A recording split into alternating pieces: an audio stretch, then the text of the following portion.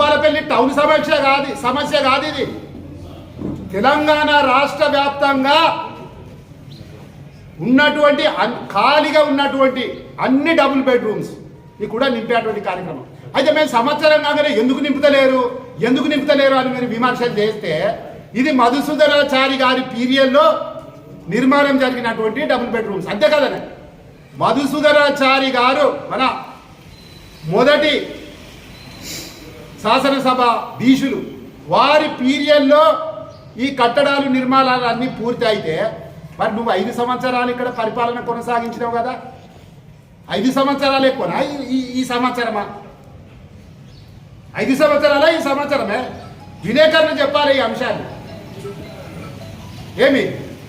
కాబట్టి 5 సంవత్సరాలను ఈ 5 సంవత్సరాల పాటు నువ్వు కేటాయించకపోవడంలో ఉన్నటువంటి మతులాభు వలనే ఈ సంవత్సరము గడిచింది తప్ప మరోటి కాదు. దయచేసి మీరు ఒక నాయకుని దగ్గర పనిచేస్తున్నప్పటికీ నాయకునిలో ఉన్నటువంటి అంటే 70,000 పుస్తకాలు చదివినటువంటి నాయకునిలో ఉన్నటువంటి మంచితనాలను స్వీకరించండి.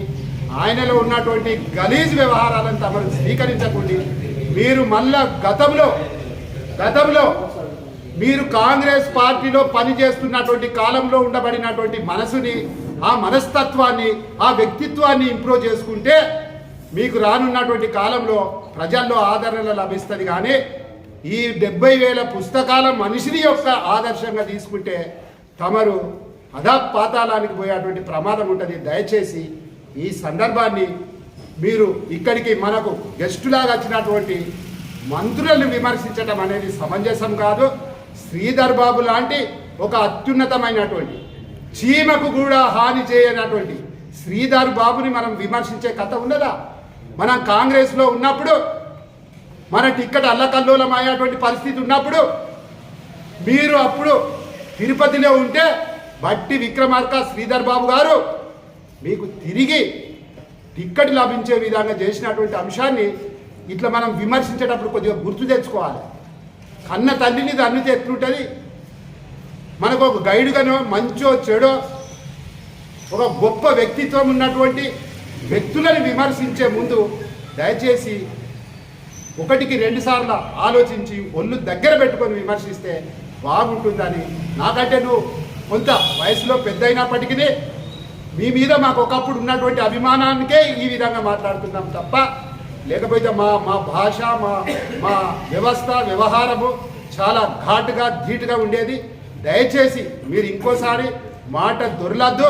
చాలా ఒళ్ళు దగ్గర పెట్టుకొని కన్స్ట్రక్టివ్ గైడ్ కనుక ఈ ప్రభుత్వానికి చేస్తే, నిర్మాణాత్మకమైనటువంటి విమర్శ కనుక చేస్తే అవసరాన్ని బట్టి మేమే ఒక డెలిగేట్గా ఏర్పడి ముఖ్యమంత్రి దగ్గరికి పోయి ఫలానా ప్రతిపక్ష వ్యక్తి ఈ విధమైనటువంటి విమర్శలు చేస్తూ ఉన్నాడు, ఇది సద్విమర్శ, ఈ విమర్శలకు మనము సమాధానం ప్రజలకు ఆసరయ్యేటువంటి వ్యవహారం చేయవలసిందిగా మేము విజ్ఞప్తి చేసి ప్రభుత్వం మీద మేము కూడా ఒత్తిడి తీసుకొచ్చి అట్లాంటి కార్యక్రమాలను చేస్తాం. కానీ ఈ చవకబారు మాటలు మీ స్థాయిలో మాట్లాడకూడదని మేము విజ్ఞప్తి చేస్తూ ఉన్నాం. Thank you వరడా.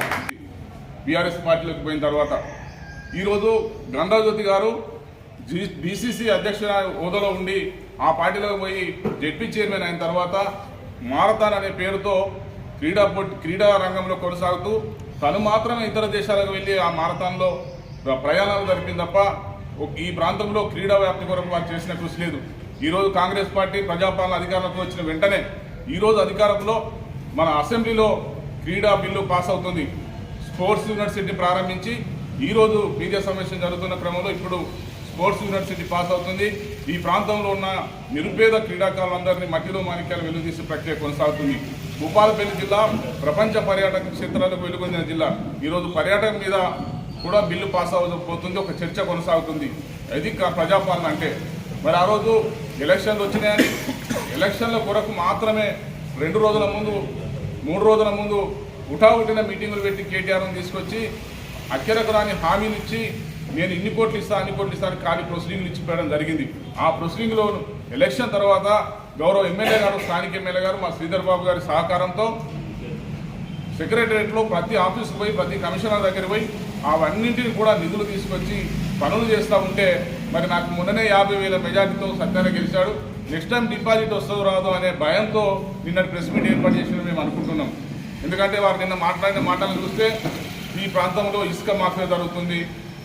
మీరు సీనియర్ నాయకులు మరి ఈ ప్రాంతంలో ఉన్నటువంటి వనరులు వాగులు వంకల నుంచి ఇసుక తీసుకొని ఈ ప్రాంతంలో కన్స్ట్రక్షన్ జరగాలి. భూపాలపల్లి జిల్లా కొత్తగా ఏర్పడ్డ జిల్లా. ఇక్కడ పట్టణీకరణ జరిగితేనే ఒక జిల్లా ఏర్పడంగానే జిల్లా బోర్డు మారంగానే జిల్లా అభివృద్ధి చెందినట్టు కాదు. మీ వెంచర్లు అమ్ముడుపోతేనే కాదు, ఆ వెంచర్లలో ఇల్లు కూడా కట్టాలి. ఇల్లు కొనుక్కున్న వాళ్ళు ఇల్లు కట్టుకొని డెవలప్ కావాలంటే ఇసుక కావాలి. ఎక్కడికో ఇసుకని ఎక్స్పోర్ట్ చేస్తలేరు. ఇక్కడున్న పేదవాళ్ళు మీ వెంచర్లలో భూములు కొనుక్కొని మీరు 100 రూపాయలకు 1000 రూపాయల గజం కొని 10,000 గజం అమ్మితే అందులో కొనుక్కున్న వాళ్ళు ఇల్లు కట్టుకుందామని ఇసుక తెచ్చుకుంటే ఇవాళ గణ సత్యనారాయణ వచ్చిన తర్వాత తెల్లాలి ఇసుక మ్యాపే జరుగుతుందని నిన్న మాట్లాడడం జరిగింది. లేకుంటే రైతులకు సన్నవర్లు దొడ్డు వాళ్ళు వేసిన తర్వాత సన్నవర్లు అని మాట్లాడడం జరిగింది. మీ మంత్రులు మీరు అధికారం ఉన్నప్పుడు మీ మంత్రులను తీసుకొచ్చి మన సత్యవతి రాథోడ్ గారి ఇక్కడికి వచ్చి సన్నవర్లు వేయొద్దని మీటింగ్ పెట్టడం జరిగింది.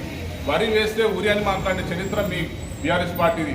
ఈరోజు రైతులంతా కూడా వరి వేసి అమ్ముకుంటే వారం తిరగక ముందే వారి మద్దతు ధరతో పాటు 500 బోనస్ జరుగుతుంది. 2 లక్షల రుణమాఫీ అయింది. ప్రతి మహిళ కూడా బస్సులో ఫ్రీగా తిరుగుతున్నారు. ఉచిత కరెంట్ వస్తున్నది. 500కే గ్యాస్ వస్తున్నది. ఈ విధంగా చెప్పుకుంటూ పోతే ఇంకా అరగంట పడుతుంది. కానీ 10 సంవత్సరాల బీఆర్ఎస్ కాలంలో మీరు 5 సంవత్సరాలు ఉన్నారు. కానీ 5 రూపాయల పని చేసిన పాపాన పోలే. అన్నింటికి మించి ఈరోజు మీకు దుఃఖం వస్తుంది కావచ్చు. మరి ఆ రోజు రేవంత్ రెడ్డి గారు ప్రధాన ప్రతిపక్ష నేతగా ఇక్కడికి వస్తే రాళ్లతో గుట్టించినటువంటి నీచ చరిత్ర మీది. మరి చేత కాకుండా మీరు ఇవ్వలేదు. ఎందుకంటే పైసలు ఉన్న వాళ్ళకే ఆ ఇచ్చుడు మొదలు పెట్టాను అంటే జనాలు తిరగబడి మీకు మరి గుణపాఠం కూడా చెప్పడం జరిగింది. ఇప్పటికైనా కానీ మా ఎమ్మెల్యే గారు మరి నిరుపేదలకైనా అర్హులైన వాళ్ళకే ఇవ్వడానికి సిద్ధంగా ఉన్నారు. ఒక కమిటీ వేసినాం. ఆ కమిటీ ఇళ్లకు పోయి మరి చెక్ చేసి మరి లిస్టు పంపిస్తే దానికి ప్రభుత్వానికి ఒక సర్క్యులర్ ఉంటుంది, ఒక జీవో ఉంటుంది. ఆ జీవో రాగానే వెంటనే ఇవ్వడానికి మా ఎమ్మెల్యే గారు సిద్ధంగా ఉన్నారు. మీరు డబ్బులు పెట్టడం వల్ల మరి ఆ ముసలి కన్నీరు కాచడం కరెక్ట్ కాదు. ఎందుకంటే మీ హయాంలో దొంగతనం జరిగిందంతా మీ హయాంలోనే. ఎవరో 5 సంవత్సరాలు కట్టితే ఇంకో 5 సంవత్సరాలు ఇయ్యాక ఇలా మా మీద మీరు పొద్దుపోతారు. చాలా జాగ్రత్తగా మాట్లాడేటప్పుడు ఎవరు తప్పు చేసి దొంగ అన్నట్లున్నది. మీరు ఆడికి పోయి ధర్నా చేస్తుంటే ఎందుకంటే తప్పు చేసింది మీరు, ఇవ్వకపోయింది మీరు. ఇవాళ వచ్చి అయ్యో ఇస్తలేరు ఎందుకు అనుడు అది కరెక్ట్ కాదు. ఏదైనా కానీ స్పష్టంగా ఉన్నది. మా ప్రజా పాలనలో మన కాంగ్రెస్ ప్రభుత్వం ముందుకు జెట్ స్పీడ్లో దూసుకుపోతుంది. దయచేసి మరి ఇష్టం వచ్చినట్టు మాట్లాడితే మా ఎమ్మెల్యే గారి మీద మేము ఊకోవడం లేదు. మరి రానున్న రోజుల్లో ప్రజలందరూ చూస్తారు. మరి ఎవరికి బుద్ధి చెప్పాలో వారికి బుద్ధి చెప్తారని మేము హెచ్చరిస్తున్నాం. 9 సర్వే నెంబర్లో 2 ఎకరాలు 3 ఎకరాల భూమిని మీరు టెంపుల్ ఇనాగ్రేషన్ చేశారు. చేసిన క్రమంలో అప్పుడు మేము ప్రతిపక్షంలో ఉన్నప్పుడు ఇదే భూపాలపల్లి ఎంఆర్ఓ ఆఫీస్లో మేము మా నాయకులము కలిసి ధర్నా చేసినాం. ధర్నా చేస్తే మీరు అప్పుడు గౌరవ కౌన్సిలర్లు, జెడ్పీ వైస్ చైర్మన్ గారు, వైస్ చైర్మన్ గారు, మీ టీఆర్ఎస్ నాయకులు, బీఆర్ఎస్ నాయకులు అందరూ మా సత్యన్న అప్పుడు పరకాల్లో ఉంటే మీరు పోయి సత్యన్న మేము ఇక్కడ టెంపుల్ కడదాం అనుకుంటున్నాం, మీ నాయకులు ధర్నా చేస్తూ ఉన్నారు, మీరు ఒక్కసారి చెప్పండి అంటే అప్పుడు గౌరవ మా సత్యన్న గారు మీకేం చెప్పారు? టెంపుల్ వెనకాల టెంపుల్ బేస్ చేసుకొని మీరు కబ్జాలు కానీ వ్యాపారాల దగ్గర వసూలు కానీ ఏది కూడా చేయవద్దు, మీరు టెంపుల్ కడతా అంటే మా సత్యాన్ని కూడా స్వాగతించిండు. దీన్ని మీరు మర్చిపోయారు. ఎక్కడ కూడా మీ అభివృద్ధి పనులకు కానీ మీకు కానీ ఎక్కడ కూడా విమర్శించలేదు, అడ్డుపడలేదు. మీరు ఆ టెంపుల్ పేరు మీద వ్యాపారవేత్తల నుంచి సుమారు 4 నుంచి 5 కోట్ల రూపాయలు మీరు తీసుకున్నారు. విత్ రిసిప్ట్లతో సహా బయట పెట్టడానికి మేము సిద్ధంగా ఉన్నాం. అప్పుడున్న కలెక్టర్ భవేష్ మిశ్రా గారు బిఎంఎఫ్టి నిధుల నుంచి 2.5 కోట్ల రూపాయలు మీరు తీసుకున్నారు. మీరు దాన్ని ఏం చేసినా అనేది మీరే లెక్కలు చెప్పాలి. సిఎంఆర్ నుంచి 1 కోటి రూపాయలు తీసుకున్నారు. ఇట్లా ఒక 10 కోట్ల రూపాయలు అక్కడ టెంపుల్ మీద పెట్టి మీరు లాస్ట్కి ఏం చేసిల్లాయా అంటే గౌరవ రమణారెడ్డి గారి భార్య జ్యోతి గారి పేరు మీద రిజిస్ట్రేషన్ చేయించింది.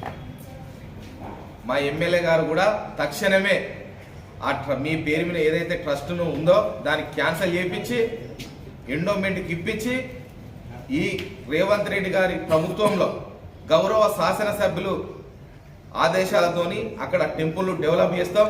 మీలాగా వ్యాపారవేత్తలను సింగరేణి యాజమాన్యాన్ని, జెన్కో యాజమాన్యాన్ని వాళ్ళ దగ్గర డబ్బులు వసూలు చేసే చరిత్ర మాది కాదు. దయచేసి మా ఎమ్మెల్యే గారు 1 ఇయర్లో వందల కోట్లు, వేల కోట్ల రూపాయలు తీసుకొచ్చిన ఘనత మా సత్యన్న గారిది. రమణారెడ్డి గారు, మీరంటే గౌరవం ఉంది. దయచేసి మీరు మాట్లాడే ముందు కింద మీద ముందు వెనుక చూసి మాట్లాడితే బాగుంటుందని హంబుల్ రిక్వెస్ట్ సార్. ఎందుకంటే ఇక్కడ అభివృద్ధి ఇంకా 4 సంవత్సరాల పీరియడ్ ఉన్నది. 4 సంవత్సరాల్లో సిద్దిపేట అండ్ సిరిసిల్ల, గజ్వెల్లి ఈ 3 మర్పించే విధంగా మా భూపాలపల్లి ఎమ్మెల్యే గారు చూస్తూ ఉన్నారు. ఇక్కడ పలు అభివృద్ధులు చేస్తాం. ఇక్కడ ఏ నిరుద్యోగి కూడా రోడ్డును పడే పరిస్థితి లేకుండా ఇక్కడ అన్ని విధాల మా గౌరవ శ్రీధర్ బాబు గారి తోని మాట్లాడి, మా ముఖ్యమంత్రి గారు కూడా మా సత్యన్న కూడా చాలా దగ్గర, ఆయనతో కూడా మాట్లాడి ఈ కాన్స్టిట్యున్సీని, ఈ జిల్లాను డెవలప్ చేయడానికి మా సత్యనారాయణ గారు చూస్తున్నారు. దయచేసి మీ విమర్శను మేము తీవ్రంగా ఖండిస్తూ ఉన్నాము.